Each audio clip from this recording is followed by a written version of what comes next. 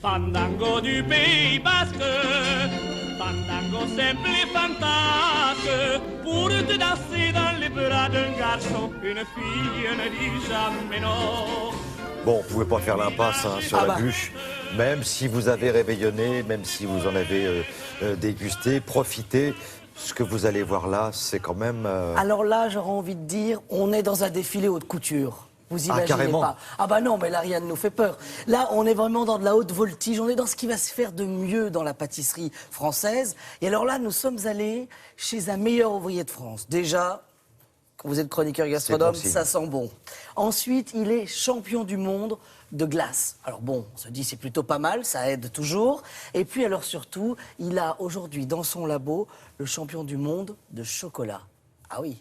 Ça, c'est pas mal aussi. C'est une première. Pour la première fois, il est français. C'est sorti au moment du Salon du Chocolat. Et alors là, nous sommes allés voir toute cette joyeuse bande. Ils sont à Anglet, dans le Pays Basque. Et là-bas, on fait une bûche qui est créée pour l'événement, pour Noël, et qui est seulement en 60 exemplaires. 60 exemplaires. Vous imaginez pas, les gens se battent devant la boutique. Hein. Donc, non, ils se battent pas vraiment. Hein. Enfin, mais il y a quand même une tension, parce qu'il y en a que 60. C'est ça le jeu, c'est ça qui est marrant. Et c'est vraiment une création. Regardez, tout le travail du pâtissier est là. Have yourself a merry little Christmas. Let your... Et aujourd'hui, le triporteur est à Anglet et on va parler de bûche de Noël. Et le Père Noël quand même. Allez, qu'est-ce qu'il... Allez, on pousse, Père Noël, montez dessus, je vais vous pousser. Et vous savez quoi, je crois que le Père Noël, il a trop mangé de bûche de Noël. Si.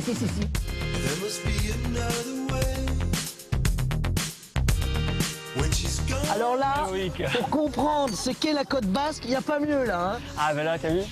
Il y a un peu de vague. Hein. Un peu, c'est mouvementé, mais enfin c'est Anglette, hein, c'est les plages de la côte basque, c'est magnifique. Quoi. Et puis alors en plus, il paraît qu'il y a des champions du monde.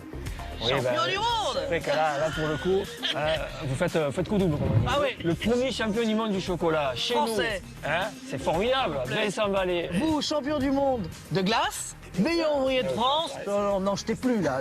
Là, on est avec des hauts gradés de la pâtisserie. Là, vous vous en rendez pas compte. Hein.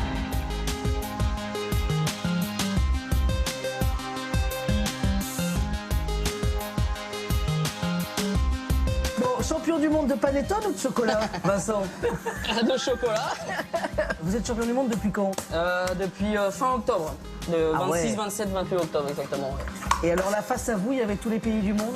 Ah, des belles nations comme les États-Unis, le Japon, la Belgique. Bon. Et ils venaient pour de vrai, hein. Comme dit Thierry, ils venaient pas en vacances. Ils venaient pas en touriste, ça c'est Ouais. clair. Ils venaient pas visiter Paris là. Ils voyaient que des fois j'en avais marre et voilà, ils me disaient bah, si il faut refaire, ça va pas passer, Bon. c'est pas avec ça C'est qu'on un petit peu passera. comme un entraîneur de rugby en fait. Comme un coach, on est dans le sud-ouest. C'est du coaching, tout à fait, mais en même temps, je veux dire, c'est essentiel pour faire gagner un concurrent, un candidat. Oh, et il est bon dans la mêlée ou pas? Il est très fort. Jingle bells, jingle all the way. Oh, what fun it is. Chaque année, on a une bûche en série limitée, Oui. 60 exemplaires, pas plus. Non. Si, pas plus. Ça veut dire qu'il en reste plus que 59 là. Ben oui, parce Il y en a une pour le triporteur, c'est la première. Exactement, la première c'est pour toi. J'ai pu à la Taïwan, Oui. et là j'ai découvert voilà, tu vois, cette baie là, qui s'appelle Magao, et qui a, tu vois, une saveur très citronnée.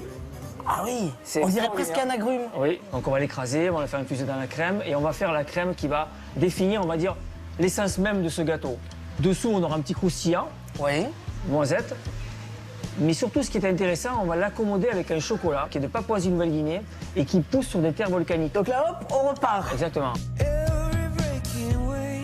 Vous pourriez vous dire, elle est extraordinaire, on va en faire des milliers et on va les vendre. Bah non.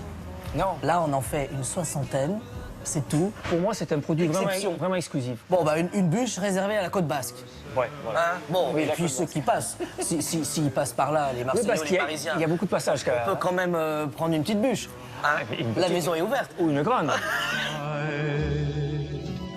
Bon, en guise de petit déjeuner, moi j'en prendrais bien un petit Ah morceau. bah oui, hein. oui, alors on le Ah salue, oui. Thierry Bamas, il est à Anglet, c'est un lieu merveilleux sur la côte basque, meilleur ouvrier de France, vraiment, allez-y, parce que C'est une des plus belles pâtisseries de France. Là, regardez, on a les plus belles bûches parisiennes que je vous ai amenées parce que forcément Anglette, ça faisait un peu loin. Alors là, on a le mandarin oriental, c'est le Père Noël qui est plutôt designé. C'est un designer qui s'appelle Mango qui l'a dessiné. Juste à côté, on a une autre bûche. Là, on est aussi dans de la haute voltige. Elle s'appelle Ouh là là. Mais écrit comme du hou. Voilà, comme la couronne de hou. C'est chez Fauchon, c'est Patrick Paillet. Et puis, on a aussi, forcément, Laurent Janin du Bristol dont on avait parlé pour Saint-Honoré qui nous a fait une bûche assez galactique. On a l'impression que c'est un manche, vous savez, de sabre laser dans Star Wars, un peu, voilà. Et justement, il y a tout ce côté-là. Puis, je reviens dans un petit moment. Je vous raconterai ce qu'il y a dedans, dans les bûches. Voilà. Vous la mettez de côté.